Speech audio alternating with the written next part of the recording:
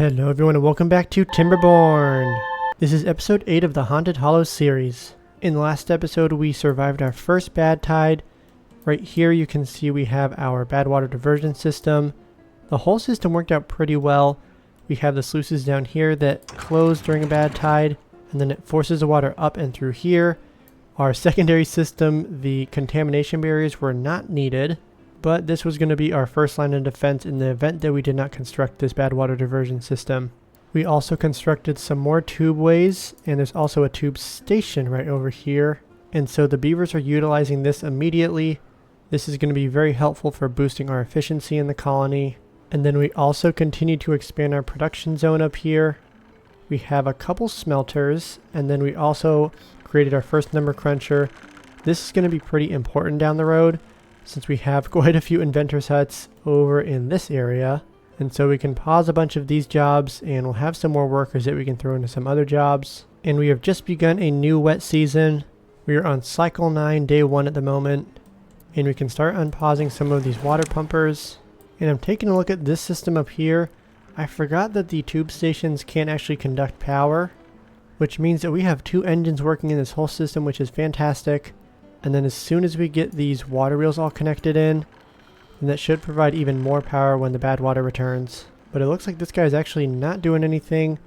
We just ran out of bad water, so we'll need to unpause this deep bad water pump as soon as the bad water starts coming through here. And it is actually right now just exiting this area. And then speaking of bad water, one of you guys commented that there's actually another mine hidden below a bad water lake. So we're going to take a look around and see if we can find it. First we have to hide the water, and I just realized that it is T to toggle that. I don't actually know the quick keys very well. I know some of them, but I should probably start learning some of these more. We can take a look around, and it looks like there is actually one right under here. So it's not too far away from our colony. But to get a mine set up over here would take quite a bit of effort. Instead we're going to focus on the mine that is above ground over here. And then if we do want to use the tube stations to get over into this area, we'll need to be aware of the fact that metal blocks are used in the tube stations. But instead of going over to the mine under bad water, we're going to try and make our way over to this one in this area. And you guys left some amazing comments at the end of the last episode. I'm going to take a lot of those into consideration. And one of those was when you guys pointed out that the tube stations and tubeways require metal blocks. So if I want to use the tubeways to get over here, we'll need to make sure that we still have access to metal before we get all the way over here. Otherwise, we'll have to make a path that goes over here, which might mean that we end up using the scrap metal from this area. We are pretty quickly going through our stores over here, so this might need to be a backup in the meantime. So I have a bunch of stairs and then a bridge over here that will give us access to this set of ruins, but we should pretty quickly start focusing on getting some tubeways over into this mine. So to get that started, we can start making some platforms that go up, and then we'll have some overhangs going across in this direction. And we're running a little bit low on science, so we don't have enough to unlock the overhang. It's a 6x1, but we can unpause this number cruncher. And it looks like we have enough power to power this whole system. I also don't have this water wheel connected in, so we can place down one more vertical power shaft and then that should be good to go. So I have all the overhangs set up, and now I'm just putting in the tubes. That way we can get all the way over here, and then I'll have to figure out the best route to get over to the mine. We want to minimize the rise and fall that we go through. And as the beavers start to work on this, I have an entire tube network going all the way over here. And then we have the tube station over here. Once we've gotten some more science, then we can unlock the mine.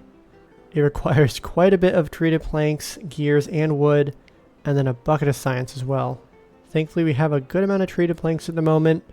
Looks like we can only store 380, but we only need 300 for the mine, so that's good news. And then something else that I want to focus on in today's episode is getting some more tree farms set up. We have a couple of them right now. We have this big oak tree farm over here. We have some pine trees, but we want to keep those growing since they produce the pine resin. And then in the back we have the bulk of our tree farm. We should probably start replacing some of these birch trees with the oak trees, since they're much more efficient, even if it will cause a little bit of a dip during the first part when we remove these trees to be planted. But we can do that in phases, so we'll start on this back side over here. And then we also have a good amount of green space over here. I don't imagine that we're going to have any more bad water coming through this area, since we have this bad water diversion system that will prevent any bad water from going through our main river. And then upstream, I also forgot to close up this floodgate, and so we did have bad water coming through here. But in the last episode, I also added in some sluices, and so these will close if the bad water goes above 2%, which will happen during a bad tide. And then this whole section will not have any bad water going through it, so that is good news. And so we're on day 5. It looks like we have about 3,100 water. We'll have to keep an eye on that. If we don't increase in water much, then I'll need to unpause a few more of these water pumpers. But we also didn't really drop that much water during the last drought, so we will have a good amount of reserves either way. And then with the number cruncher up and running, we can start pausing some of these inventors' huts since it's not the most efficient use of the beaver's time. That is going to be really annoying. We have a pause symbol right here, but it's actually for this inventor's hut. So we're going to remove this one entirely, because otherwise that would drive me nuts seeing that pause symbol up here. And then getting back to the tree planting, this space over here is not a bad place to get some trees planted. We can access it from this side, so we can get a forester constructed here. Although I realize that it's going to take forever for them to construct that since we have all of these things that we want to work on first. So let's lower all of this on the priority list. And then we can have this guy plant some trees. It looks like there's a good amount of area that he can reach. But we can start by placing down some oak trees. And we're also going to lower the terrain level so we can actually see over here. And then if we connect this path in, then this guy can reach all the way down here. And we can squeeze in just a few more oak trees. Although we will need to have a few lumberjack flags over here, even if we're not going to utilize them immediately. And then we also have all the space over in the backside, so we can plant even more oak trees for down the road. Oh, and we also have a spot selected from several episodes ago where I was going to place down some stairs to get up here, but I guess I never got around to it, since it's kind of out of the way and you can't see it very well. This guy should be able to help out and plant some trees over here. And it appears that the beavers are going through the scrap metal quite quickly. We still only have 45 at the moment, but we're going to run out of this really soon. Let's see if they have finished constructing the one over here. Looks like we have access, so we can utilize the scrap metal in this area, but it's going to be very important to get this mine up and running. We're running a little bit low on wood. We're just under 300. Still doing good on treated planks, and then gears are doing all right. But we do also need to think about storage. And one of the comments mentioned utilizing underground storage, and I do like that idea. The only thing is that we'll need to then think about getting the tunnel unlocked, and that requires extract, which we have not unlocked yet, and so we'll need a centrifuge to produce extract. We have enough science to unlock it, but then we'll need to think about producing enough bad water and then also having enough power to power this whole system. And so I'm going to dive into our production side, since we've been starting to work on expanding it. But if we want to scale stuff up, then we're going to need to have a good foundation. We have enough power to power this whole system if we pause one of the engines, since they each produce 400 HP and we have 1100 total. These two water wheels over here are producing a good amount of power, almost 400 as much as one of the engines. And as we wrap up day 10 of cycle 9, the wood shortage is starting to become more of a problem. We're down below 200 wood at the moment, and so we need to think about where we're going to get some more wood. The immediate solution is to get some of these trees chopped down over here while we wait for some of the other trees that we've planted to grow up. We have enough lumberjack flags over here that we can pause some of them and shift them to work up in this area. It also looks like they've chopped down most of the birch trees over here, and so we can start replacing some of these with oak trees. In order to increase the efficiency of this guy over here, we'll place down a few of these small piles and then have these set to scrap metal. And once they construct them, we can set all these to be prioritized by haulers, since the haulers can carry more goods than the workers can. That way this guy is not walking all the way down to the storage area in this part of the map. And oh my goodness, we're down to 73 wood. We need to make sure that the beavers prioritize making these platforms to get over here, and also prioritize these jobs. We do have a bunch of grown up trees right here, but as I mentioned before, these are the trees that produce the pine resin. So some of these are kind of a backup in the event that we actually completely run out of wood, which I'm hoping we don't get to, but it looks like we're on track for that right now.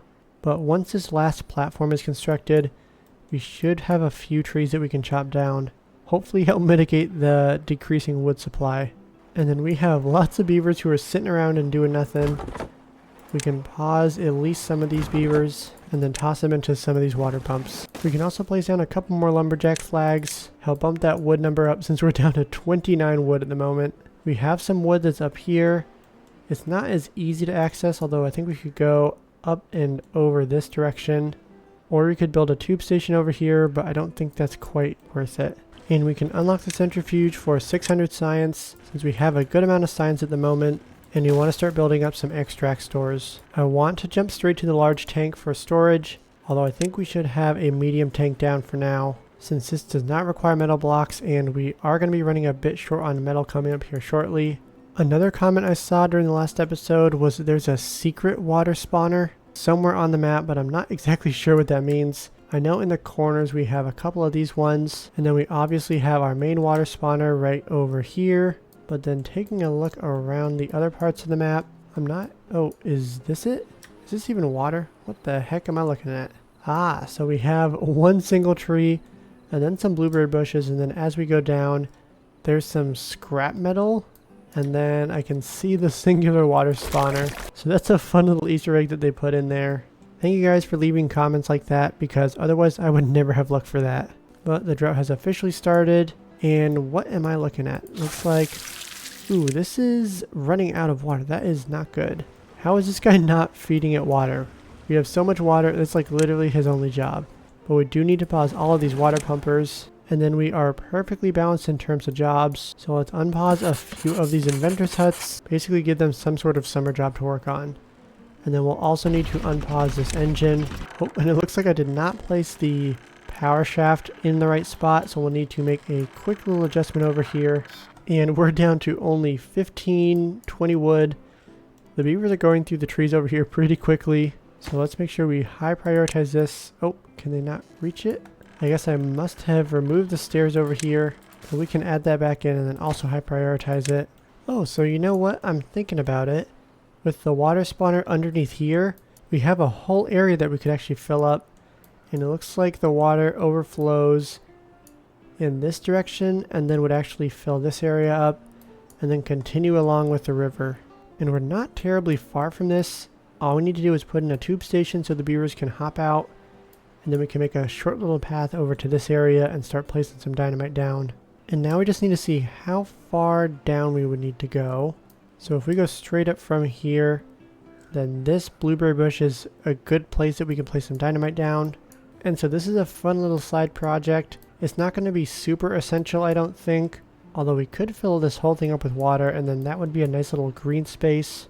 But it would be completely dependent on a wet season versus a drought, so we probably wouldn't want to have this area providing green space for food. Maybe providing green space for trees wouldn't be a bad idea, since those can survive much longer during a drought. And then we could even dam some of these up to raise the water elevations. We can also try to harvest some of these trees before the water spawns out of this area. And you can see the beavers are making their way over here. They're starting to construct some of the stairs to get down here.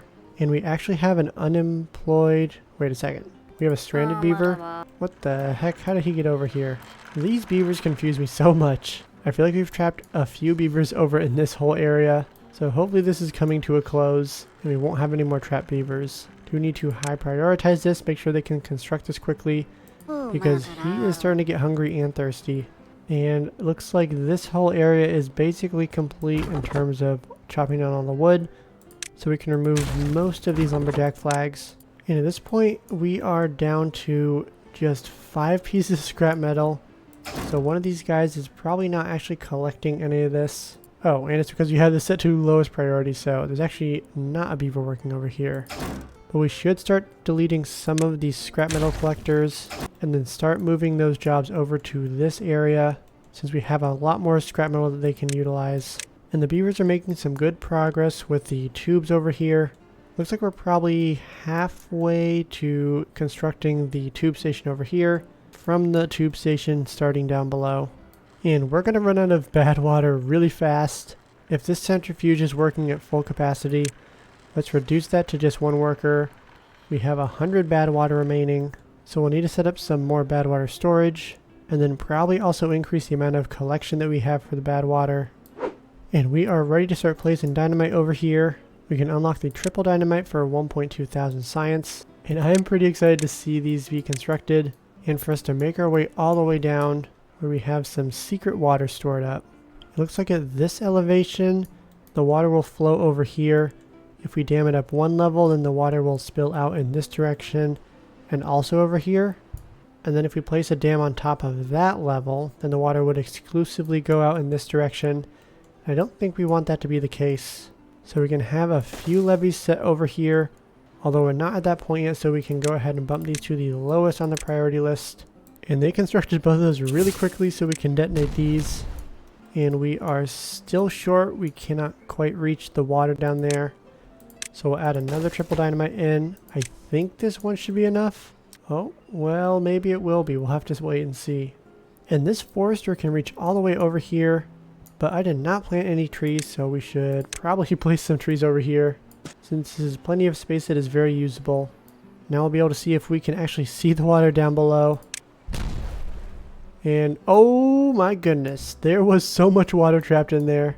That was a fully pressurized system, so we had water just absolutely explode out of there.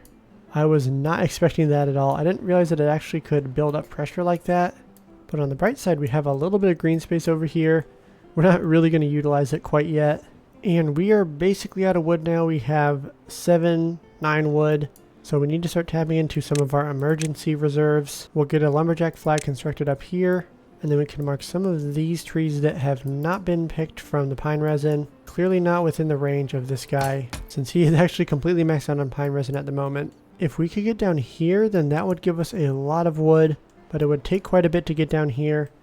We also have some dead trees in this area, and these are also all oak trees, so they give us 8 wood apiece. And it does look like this tree is actually starting to die, but I think that that should only happen during this season, since the water levels will go all the way up to here during the next wet season, and from then on the water level shouldn't drop all the way down to where it is at the moment.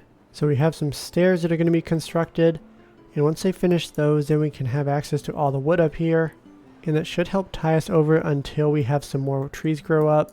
Looks like we have a bunch of these are getting pretty close, 91%. Some of these are a little bit farther along than others. All of these new trees are only about halfway grown up, but that does mean in the next 15 days we'll start to have a lot more trees that are popping up, and we should see those wood numbers start to rise. And as we approach the last day of the drought, that's where we're going to wrap up today's episode. We have expanded well beyond this little bowl right here. As you can see, we are almost complete in getting this tubeway set up. And then once we get over here, we can think about getting the mine unlocked.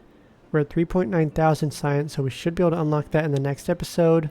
And then we also have a fun little side quest that we're working on, getting this area to be a green space, and then getting some of the trees chopped down over here. This was not something that I saw when I started today's episode. And thanks to your guys' comments, today's episode took shape. So let's keep the ball rolling. Leave some comments if you have any ideas on what I should work on next. Right now it seems like a tree farm is definitely the way to go. And I think we could get something pretty special up here once we get some more of this dammed up. And then we have a wet season that can fill this area with water. Maybe we could also push the levees back all the way back here and then extend our green space. But that would probably be a little bit more temporary. So if you enjoyed today's episode, go ahead and hit that like button. It really does mean a lot to me. And with that, we will see you in the next video. Thanks for watching.